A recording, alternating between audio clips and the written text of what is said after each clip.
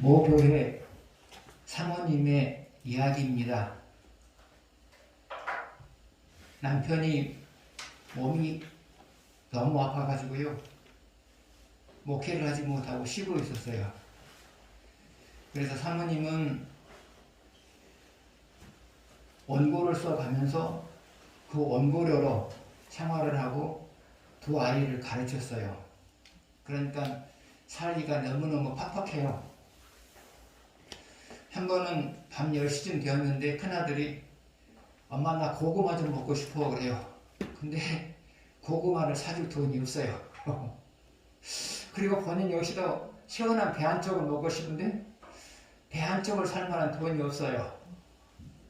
그리고 나서 이제 다음날을 맞이하게 되었습니다.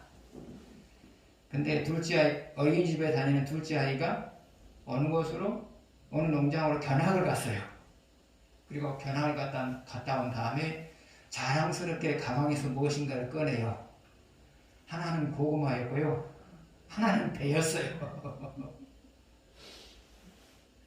그래서 하나님은 생각지 못한 방법으로 그 두 사람의 필요를 채워준 거예요. 그것은 빙산의 일각이고요. 그분의 삶 속에 참 필요하지만 구하지 못할 것들이 참 많았어요. 구하지 못한 것들을 필요하지만 구할 수 있는 방법이 없는 것들이 참 많았어요. 그러나 하나님께서는 다양한 까마귀를 보내주셔서 그분의 필요함을 채우시고요. 그러면서 목사님이 사역을 쉬고 있는 동안을 잘 보낼 수 있도록 그렇게 하셨습니다. 하나님은 수많은 까마귀를 기르고 계시거든요.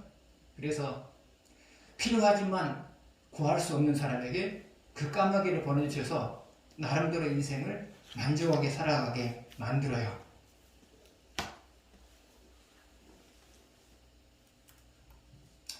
오늘 본문도 보게 되면 엘리야가 그리 시냇가에 홀로 있어요. 그때 하나님께서는 까마귀를 보내서 그의 음식 문제를 해결해 주신 것을 보게 됩니다. 아무튼 오늘날도 하나님이 기르시는 까마귀들이 참 많아요. 그래서 필요한 것마다 그 까마귀를 통해서 필요한 것을 공급하세요. 자, 이제 문제로 들어가겠습니다. 첫 번째 문제 보시겠습니다. 하나님이 아하방 시대에 3년 동안, 여기는 3년이라고 안 나왔어요. 수년이라고 나왔어요. 하나님이 아하방 시대에 3년 반 동안 비와 이슬을 내리지 않았던 이유는 무엇인가? 먼저 16장 30절을 읽으시고요. 16장 30절이요. 같이 읽겠습니다. 오므리의 아들 아합이 그의 이전의 모든 사람보다 여호와 보시기에 악을 더욱 행하여. 그 다음에 17장 1절이요. 길르앗에 우구하는 자 중에 디셉 사람 엘리야가 아합에게 말하되 내가 섬기는 이스라엘의 하나님 여호와께서 살아계심을 두고 맹세하노니 내 말이 없으면 수년 동안 비도 이슬도 있지 아니하리라 하니라. 아하방 시대에 3년 반 동안 비와 이슬이 내리지 않았어요. 그러면 그 이유는 무엇이냐? 아까 16장 10절에서 30절에서 말하고 있죠. 이스라엘의 역대 왕 누구보다도 악을 많이 행했기 때문이다. 우리가 그렇게 결론을 낼 수가 있어요. 그런데 비와 이슬이 내리지 않았을 경우에 어떤 결과가 나타날까요? 이스라엘의 경제가 거의 무너졌다고 해도 과언이 아니에요. 이스라엘의 산업은 농업하고 목축업이었죠. 그런데 둘 다 비가 내리지 않냐고 이슬이 내리지 않냐면 거의 무너져 버리는 거죠. 비가 내리지 않냐고 이슬이 내리지 않냐면 농사를 지을 수가 없죠. 비가 내리지 않냐고 이슬이 내리지 않냐면 풀이 안 나잖아요. 풀이 없잖아요. 짐승들이 먹을 수 있는 풀이 없잖아요. 그래서 3년 반 동안 비가 내리지 않냐고 이슬이 내리지 않았다고 하는 것은 바로 이스라엘의 경제가 거의 무너져 버렸다. 그렇게 말할 수가 있어요.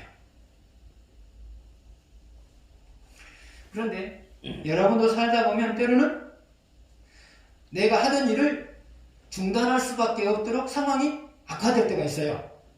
여러분이 하던 일을 중단할 수밖에 없을 정도로 악화되어 버릴 때가 있어요. 언제 그러느냐? 그것은 내가 다른 이유도 있어요? 그러나 오늘 본문과 연관시켜서 말하기 때문에 이것만 말하는 거예요. 다른 이유도 있어요? 여러분이 받은 말씀을 외면하며 살아갈 때 이런 현상이 나타나요. 그래서 여러분이 살다 보면 하던 일을 중단하고 싶은 그런 상황이 주어지게 되면 하나님이 나로 하여금 그동안에 놓고 살았던 말씀들을 다시 들어서 실천하기를 바라는구나, 그렇게 생각하시면 돼요. 그리고 여러분이 회개하시면 하나님께서 될 수 없는 상황을 될 수 있는 상황으로 바꿔주세요. 다른 이유는 이따가 6번째에서 언급하기 때문에 다른 이유는 그냥 놔두는 거예요. 제가. 다른 이유는 6번째에서 언급할 것이기 때문에 그냥 놔두는 거예요. 자, 두 번째 문제 보시겠습니다. 하나님이 엘리야로 하여금 그리시네가로 숨으라고 한 이유는 무엇일까? 3절 보시겠습니다. 3절 같이 읽겠습니다. 너는 여기서 떠나 동쪽으로 가서 요단 앞 그리시네가에 숨고. 하나님이 엘리야에게 너는 그리시네가에 가서 숨어라 그랬어요. 숨으라고 한 이유가 뭘까요? 그것은 엘리야를 살리기 위해서이죠. 그럼 하나님이 엘리야를 살리려고 하는 이유가 뭘까요? 앞으로 쓸 일이 많기 때문에 그러죠. 앞으로 쓸 일이 많기 때문에. 다시 말하면 쓸모있는 사람이기 때문에 살리려고 하는 거죠.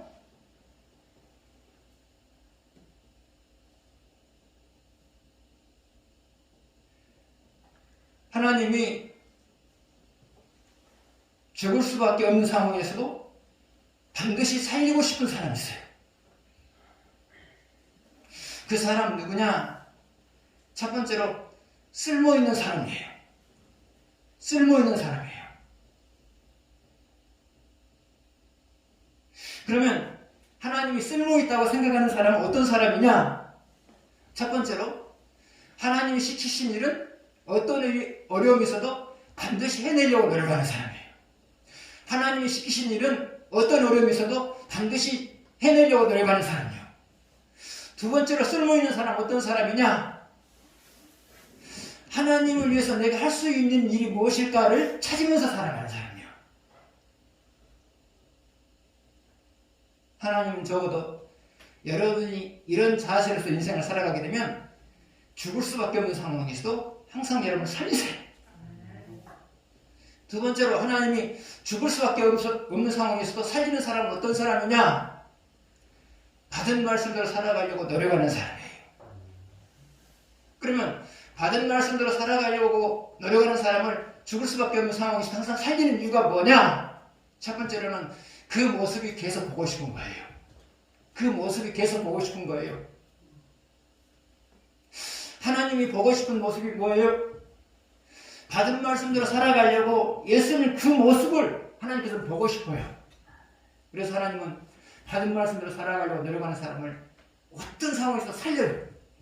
그냥 안 죽어요. 안 죽어요. 왜 그렇다고요? 첫 번째로는 계속해서 그 모습을 보고 싶으니까. 계속해서 그 모습을 보고 싶으니까.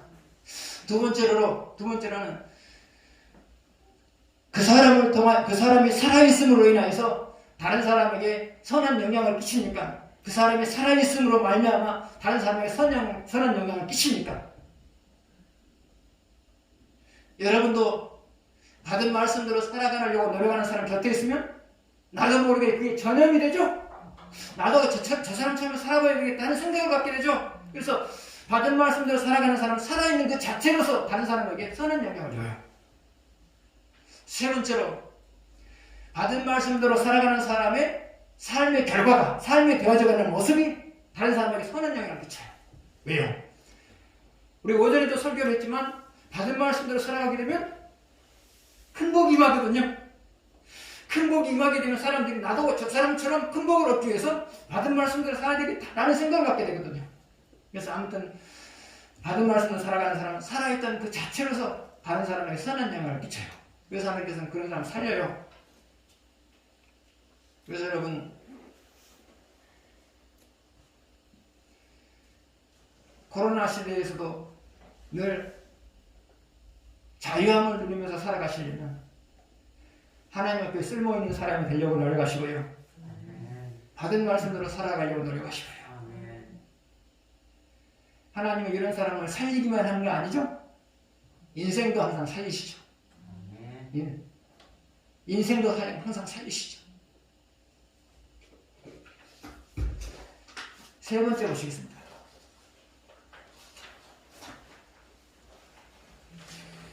하나님은 그리시네가에 있는 엘리야에게 시냇물을 음료로 마시게 하고 음식은 까마귀를 통하여 공급하겠다 하고 말한다. 이 말의 의미는 무엇인가? 그리고 까마귀에게 명령하셨다는 것은 무엇을 의미하는가? 4절 같이 보시겠습니다. 같이 읽겠습니다. 그 시냇물을 마시라. 내가 까마귀들에게 명령하여 거기서 너를 먹이게 하리라. 하나님은 엘리야에게 물 문제는 시냇물을 통하여서 해결하라 그랬죠. 그 다음에 음식 문제는 누구를 통하여서 해결해 주시겠다 그랬어요? 까마귀를 통하여서요. 그러면 이것이 우리에게 시사하는 바가 뭐냐? 사람에게 반드시 필요한 것이나 구할 수 없으면, 사람에게 반드시 필요한 것이나 사람이 구할 수 없으면 하나님이 구해주신다. 이것이 핵심이에요. 사람에게 필요하나 사람이 구할 수 없으면 하나님이 대신에 구해주신다. 이것이 바로 4절인가요? 네, 4절의 핵심이에요.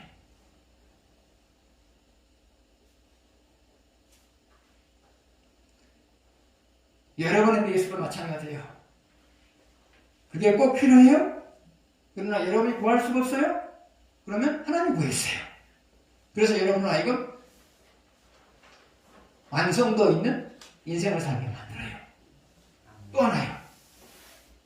여러분이 모종의 일을 이루기 위해서는 그것이 꼭 필요해요? 근데 여러분이 구할 수가 없어요? 그러면 하나님이 구해주세요. 그래서 여러분이 하고자 하는 일을 완성시켜요. 그래요, 여러분이 필요하나 구할 수 없어요. 그러면 하나님께서 대신 구해주세요. 이게 바로 4절의 핵심이에요. 또 하나 생각해 볼 수 있어요? 하나님이 까마귀에게 명령을 했죠.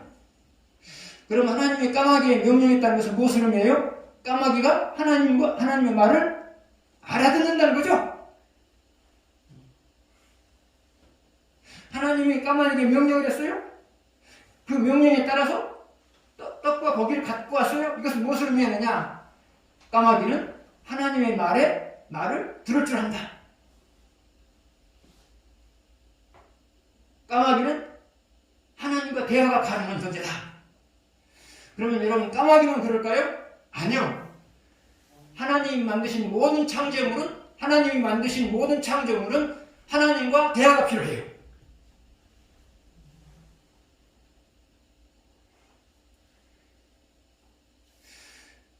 그래서 하나님이 만드신 모든 창조물은 네가 저 사람에게 다가가서 유익을 줘라 그러면 유익을 주는 거고요.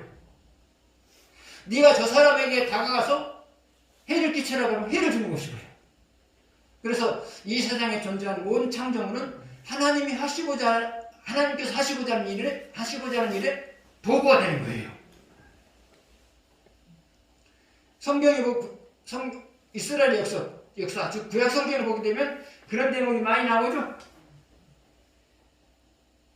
발람 선지자가 발락이 가지 말라고 했어요, 하나님이. 근데 나귀를 타고 가요. 그러니까 하나님께서 나귀에게 명령하죠. 알람을 벽에다 비벼버려라. 벽에다 비벼버려라 그랬잖아요. 그러니까 비벼버렸잖아요, 벽에다가. 하나님 물고기한테 명령을 했어요. 연어가 물속에 빠지면 네가 연어를 뱃속으로 넣어버려라. 그러니까 연하가 떨어지자마자 물고기 다가가지고 연하를 삼켜버렸죠. 하나님 억지로 입을 벌렸어요? 아니죠. 네가 저쪽만큼 가가지고 연하가 떨어질 거다? 그러면 떨어지자마자 네가 삼켜버려라. 물고기 명령을 하신 거죠? 그러니까 물고기 가서 삼켜버린 거예요.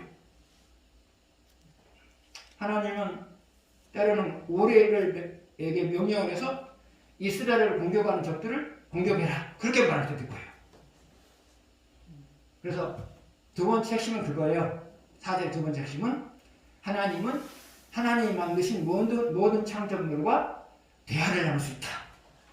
그리고 모든 창조물을 통하여서 자기가 이루시고자 하는 것을 이룰 수 있다. 그것을 말하고자 하는 거죠.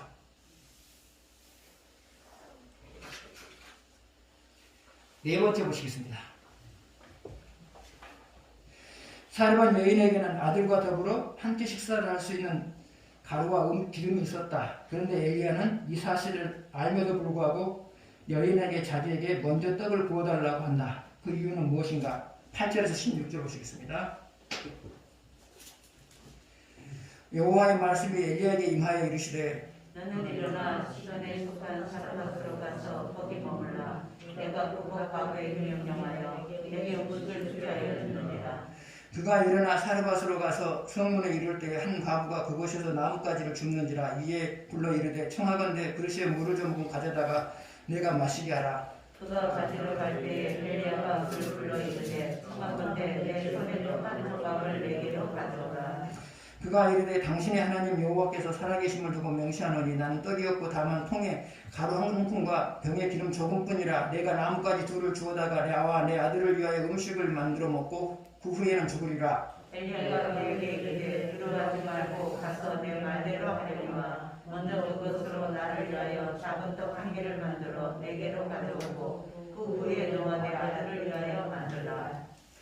이스라엘 하나님 여호와의 말씀이 여호와가 비를 지면에 내리는 날까지 그 통의 가루가 떨어지지 아니하고 그 병의 기름이 없어지지 아니하리라 하셨느니라. 그가 가서 엘리야의 말대로 하였더니 그와 엘리야와 그의 식구가 여러 날 넘었으나 여호와께서 엘리야를 통하여 하신 말씀같이 통의 가루가 떨어지지 아니하고 병의 기름이 없어지지 아니하니라.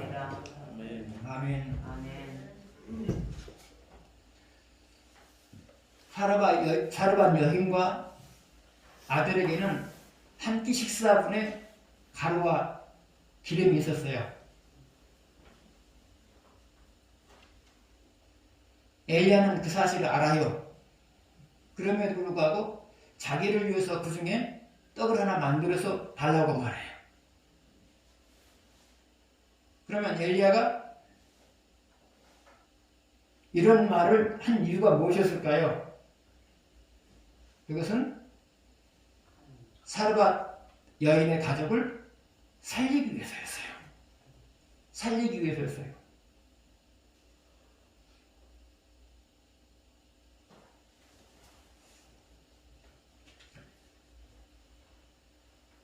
만약에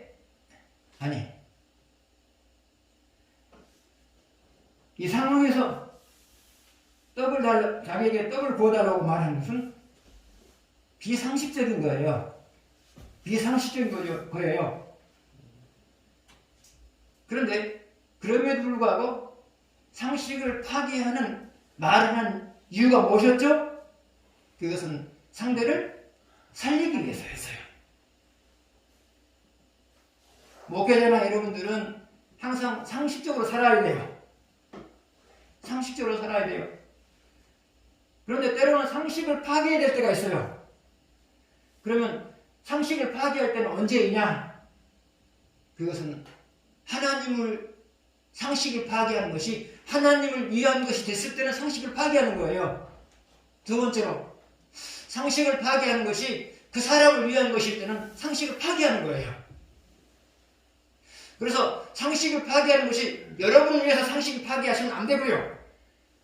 상식을 파괴하는 것이 하나님을 위한 것일 때는 그게 바람직한 것이고요. 사람을 위한 것일 때도 바람직한 것이에요.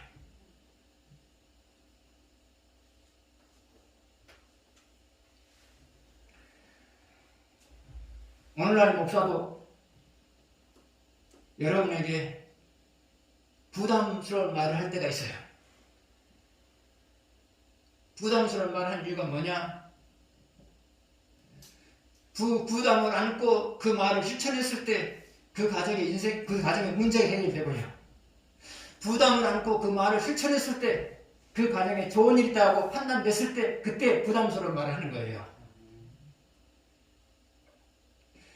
목사가 부담스러운 설교를 하는 이유가 뭐냐? 그 부담을 안고 그 말씀을 실천했을 때 인생의 문제가 해결된다는 사실을 알기 때문에 그런 거예요.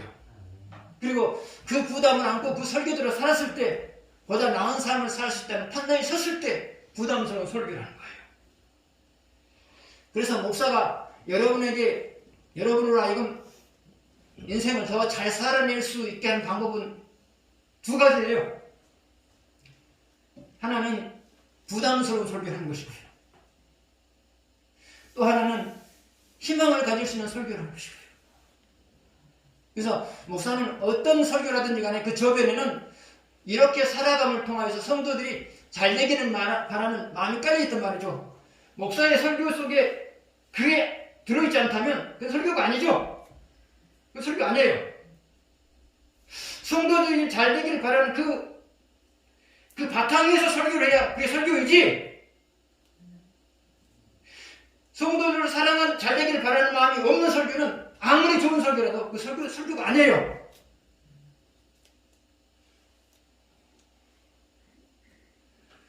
그래서 여러분은 목사가 듣기에 부담스러운 설교를 해도 저 목사가 나를 사랑하기 때문에 부담스러운 설교를 하는구나 그렇게 보시면 되고요. 목사가 여러분에게 희망적인 설교를 나를 사랑하기 때문에 희망적인 설교를 하는구나 그렇게 생각하시면 돼요.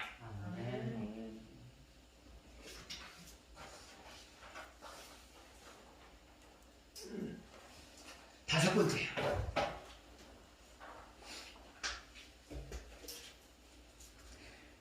사르반 여인은 아들이 죽자 엘리야에게 책임을 전가한다. 그 이유는 무엇일까? 17절, 18절 보시겠습니다.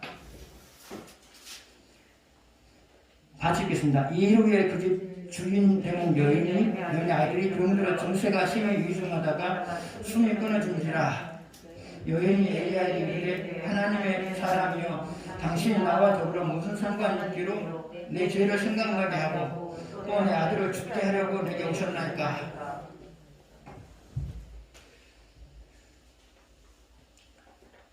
사르반 여인의 아들이 죽었어요.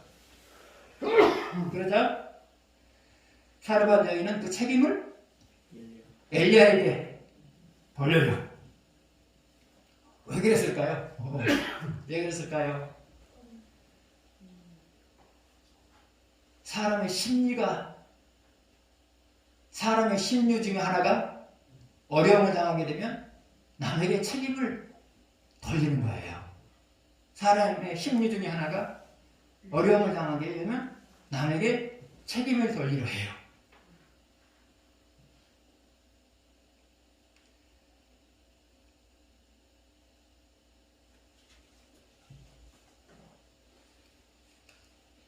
다윗이 왕이 되기 전에 자기를 따르는 사람들과 더불어서 근거지를 떠났다가 다시 근거지로 돌아왔어요.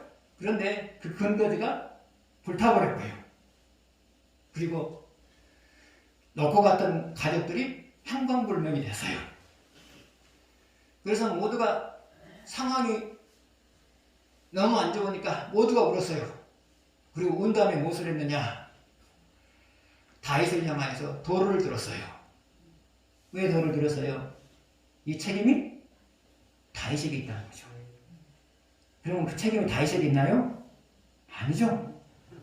사람의 심리가 그래요. 어려움을 당하게 되면 어떤 사람을 지목해서 그 사람에게 책임을 돌려요. 이게 사람의 심리예요. 여러분의 가정에서도 그런 일이 있죠?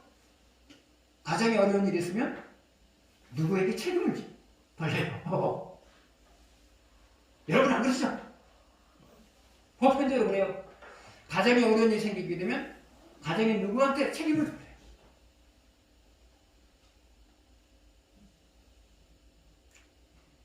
그러나 가정에 어려움이 생긴 것은 모두의 책임이지 어느 한 사람 책임이 아니거든요.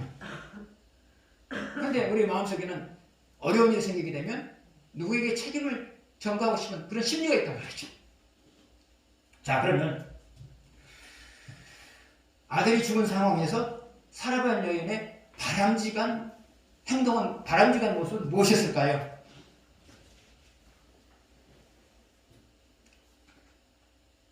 일단 냉정해야 되고요. 일단 냉정해야 되죠? 일단 냉정해야 되고요. 바람직한 모습은 무엇일까요?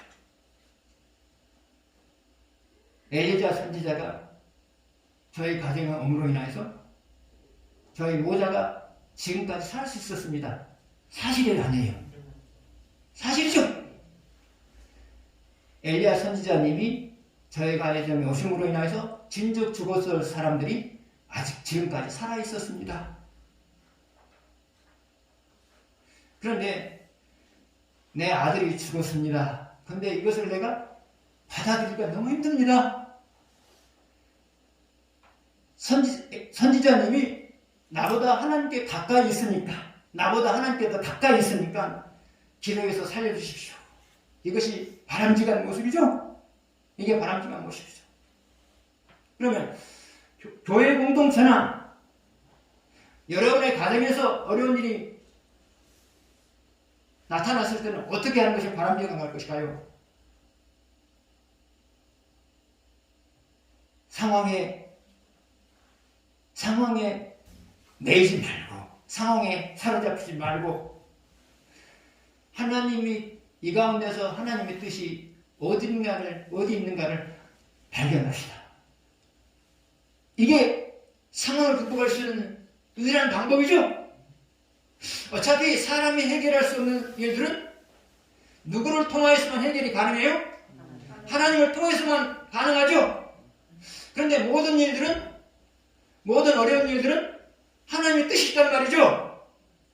그래서 그 뜻을 찾는 거예요. 하나님, 우리 교회에 이런 어려운 일이 있게 하신 이유는 뭡니까? 그리고 내 가정에 이런 어려운 일이 있게 하신 것은 이유는 무엇입니까? 물어봐야죠.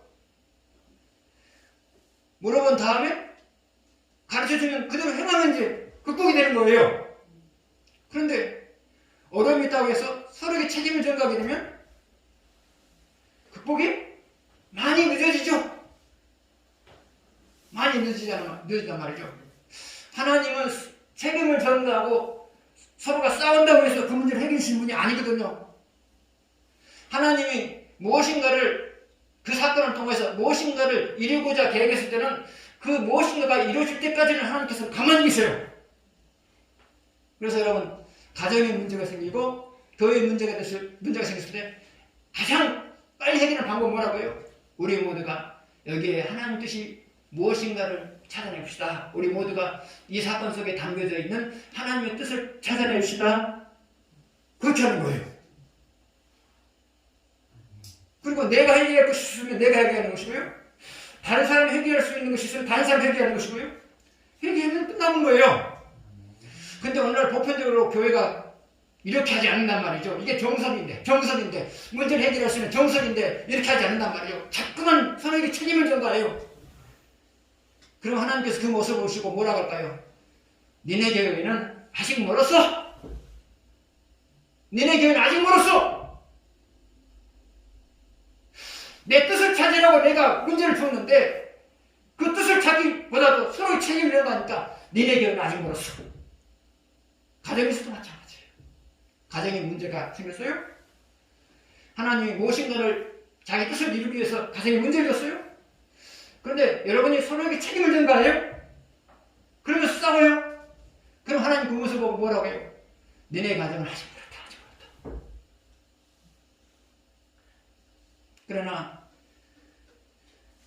가정에 문제가 생기면 모두가 힘들어요. 모두가 힘들다고 하는 것은 모두가 위로를 받아야 될 때란 말이죠. 위로를 받아야 될 때 서로 위로를 해야죠.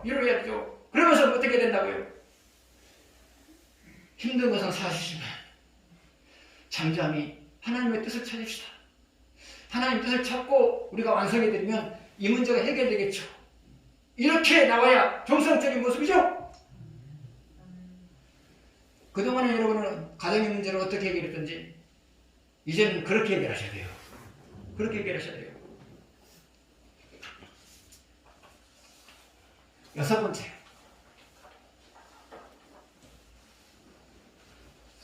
하나님은 집주인의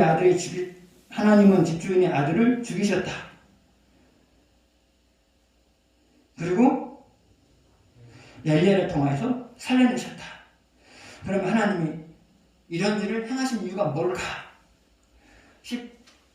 19절에서 아까 10절 18절 읽었죠? 19절부터 읽읍시다. 24절까지. 그런즉 사람을 보내온 죄송합니다. 엘리야가 그에게 그의 아들을 달라 하여 그를 그 여인의 품에서 받아 안고 자기가 거처하는 다락에 올라가서 자기 침상에 누이고 여호와께 부르짖어 이르되 내 하나님 여호와여 주께서 내가 공부하는 집 가브에게 재앙을 내리사 그 아들이 죽게 하셨나이까 하고 그 아이의 몸을 3번 덮여서 엎드리고 여호와께 부르짖어 이르되 내 하나님 여호와여 원하건대 이 아이 혼으로 그의 몸에 돌아오게 하옵소서 하니 여호와께서 엘리야의 소리를 들으심으로 그 아이의 힘이 몸으로 돌아오고 살아났더라. 엘리야가 그 아이를 안고 다락에서 방으로 내려가서 그의 어머니에게 주며 이르되 보라 내 아들이 살아났느니라. 내가 이제야 당신은 하나님의 사람이시오 당신의 입에 있는 여호와의 말씀이 진실한 줄을 아노라 하니라. 하나님이 사르밧 여인의 아들을 죽이셨어요. 그리고 엘리야를 통해서 살리셨어요. 그 이유가 뭘까요? 그것은 24절에 나와 있어요. 자, 24절 보시죠. 여인이 엘리야에게 이르되 내가 이제야 당신은 하나님의 사람이시오 당신의 입에 있는 여호와의 말씀이 진실한 줄을 아노라 하니라. 핵심이 두 가지예요. 엘리야는 하나님이 쓰시는 사람이다. 엘리야는 하나님이 쓰시는 사람이다. 두 번째로는 엘리야가 하는 말들은 하나님의 말씀이다. 엘리야는 하나님의 말씀을 대언하는 사람이다. 엘리야는 하나님의 말씀을 대언하는 사람이다. 이것을 믿게 하기 위해서였어요.